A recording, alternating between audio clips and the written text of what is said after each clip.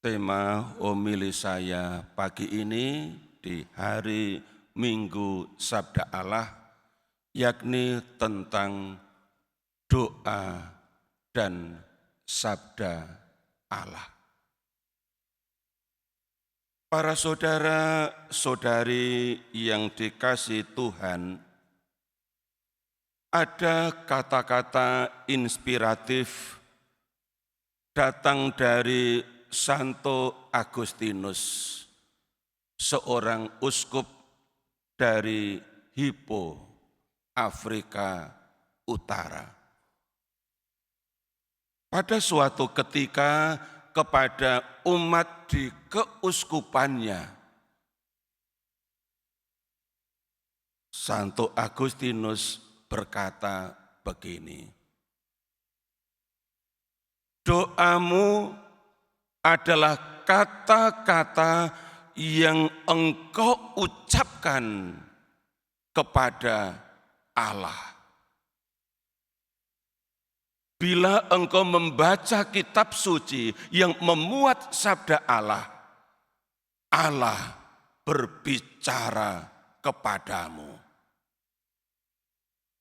Dan bila engkau berdoa, engkau berbicara kepada Allah. Para saudara-saudari yang dikasihi Tuhan,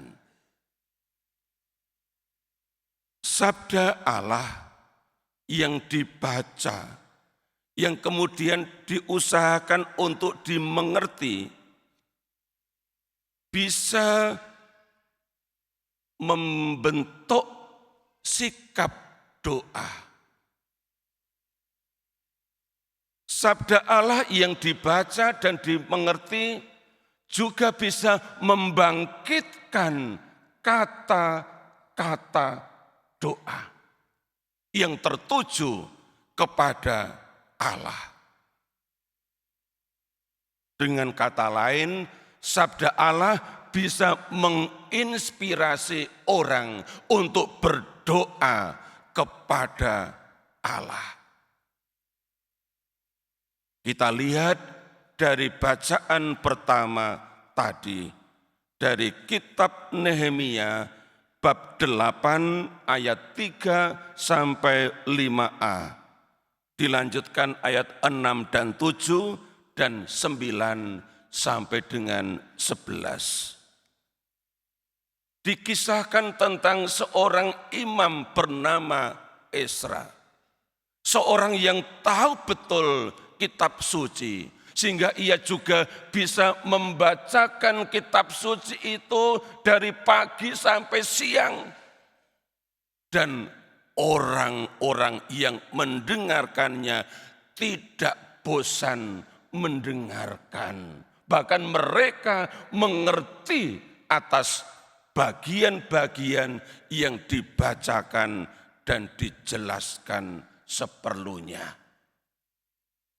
Dikatakan di ayat 7 bahwa setelah membacakan bagian-bagian dari kitab Taurat itu, lalu Ezra memuji Tuhan Allah yang Maha Agung.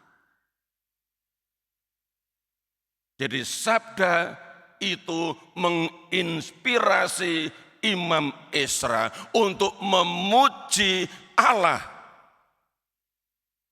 yang Maha Agung. Lalu dikatakan, dan semua orang menyaut, amin, amin, sambil mengangkat tangan. Itu berarti mengatakan amin itu powerful. Amin, amin. Suatu tanggapan bahwa pujian yang disampaikan oleh Imam Ezra tertuju kepada Allah itu menjadi bagian dari hati mereka yang mendengarkan. Mereka yang mendengarkan pujian Ezra itu ikut memuji Tuhan dan menanggapi itu dengan seruan amin, amin. Bapak Ibu, saudara-saudari yang dikasihi Tuhan, dari bacaan Injil juga disampaikan hal yang sama, bahwa ketika Yesus mengajar di rumah ibadat, juga membacakan kitab suci, mereka yang mendengarkan pengajaran Yesus, mereka yang mendengarkan sabda Tuhan Yesus, dikatakan tadi Lukas bab 4 ayat 15. Selama di situ ia mengajar di rumah-rumah ibadat dan semua orang memuji dia. Ada kata-kata pujian yang meluap dari hati mereka, dari mulut mereka, tertuju kepada Yesus yang mengajar mereka. Bapak Ibu, saudara-saudari, inilah yang ditunjukkan dalam bacaan pertama kitab Nehemia dan dari bacaan Injil. Bahwa sabda Tuhan yang dibaca atau yang didengarkan itu bisa membangkitkan kata-kata doa. Minimal bisa membentuk sikap doa, sikap memuji Tuhan. Kita bisa belajar dari kitab suci, dari orang-orang yang mencintai kitab suci, yang membaca sabda Allah, yang merenungkannya, dan kemudian mereka berdoa, menanggapinya dalam bentuk doa. Bisa doa syukur, doa pujian, atau doa permohonan. Para saudara-saudari yang dikasihi Tuhan, hari ini kita masuk ke hari Minggu biasa yang ketiga. Sepanjang tahun ini, bacaan-bacaan Injil Minggu biasa selalu diambil dari Injil Lukas. Dimulai dari hari Minggu ini. Sekarang ini yang diambil mulai dari Lukas bab 1 ayat 1 sampai hari Minggu biasa yang terakhir nanti. Secara berseri bacaan Injil diambil dari Injil Lukas. Bapak Ibu, saudara-saudari, dari bacaan Injil, juga dari Injil Lukas,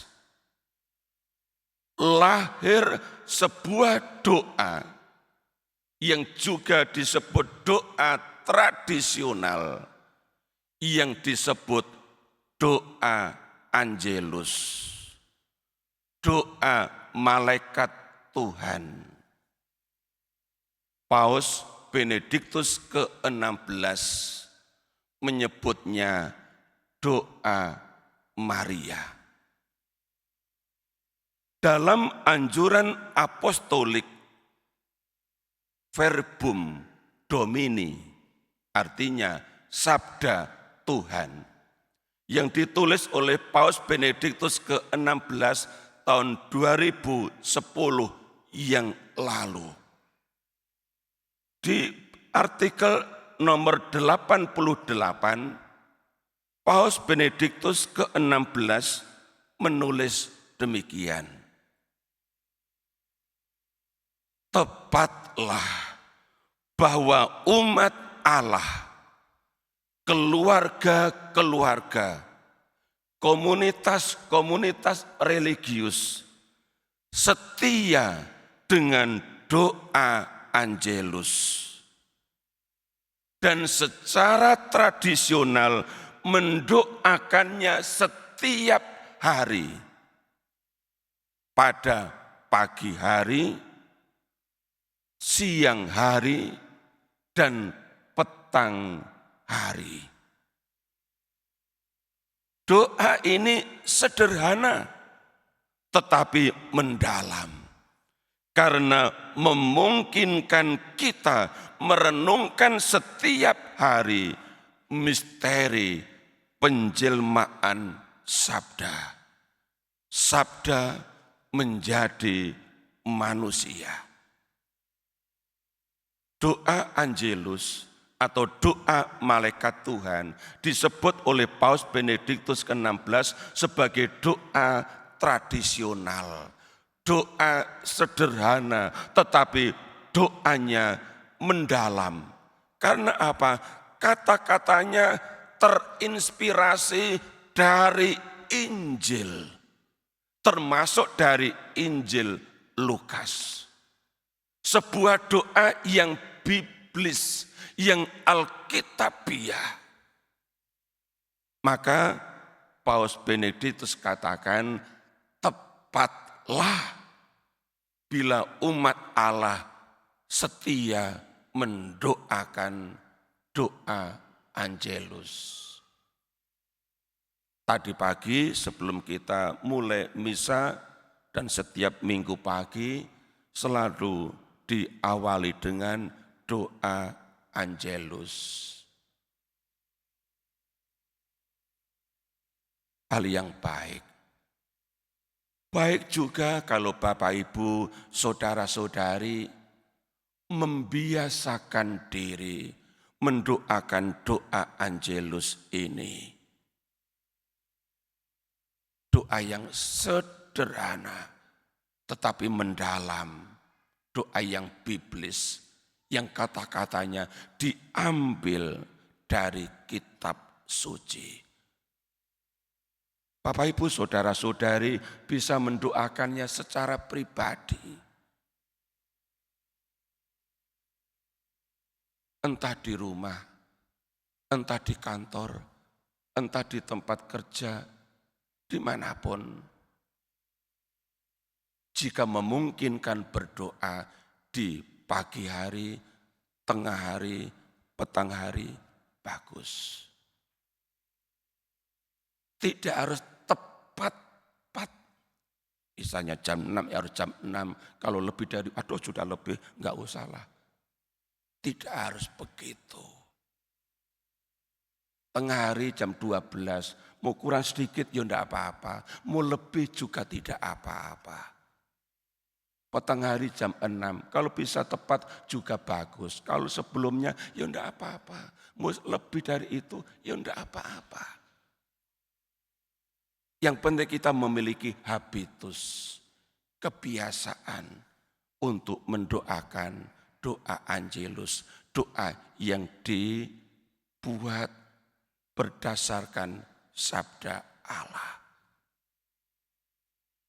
Saya juga belajar untuk membiasakan doa yang sederhana ini sejak kecil.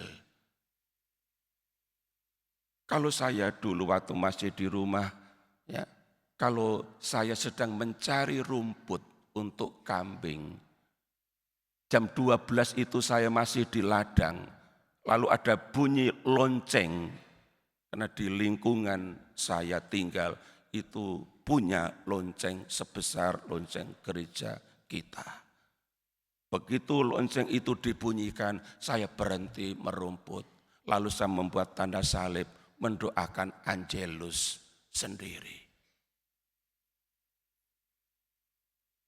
Kita bisa melakukannya sendiri, bisa bersama yang lain dalam keluarga atau dalam komunitas. Karena Paus Benediktus ke-16 sendiri menyampaikan pujiannya kepada umat yang setia mendoakan Angelus. Baik, kalau doa yang tradisional ini, yang sederhana ini, yang mendalam ini, terus kita kembangkan, kita hidupi, kita lakukan. Karena apa? Membantu kita untuk merenungkan misteri penjelmaan Sang Sabda menjadi manusia. Doa Angelus hanyalah salah satu contoh bentuk doa yang lahir dari pembacaan kitab suci. Mari kita lanjutkan pembacaan sabda Allah, entah secara pribadi, entah dalam kelompok, dalam waktu-waktu tertentu.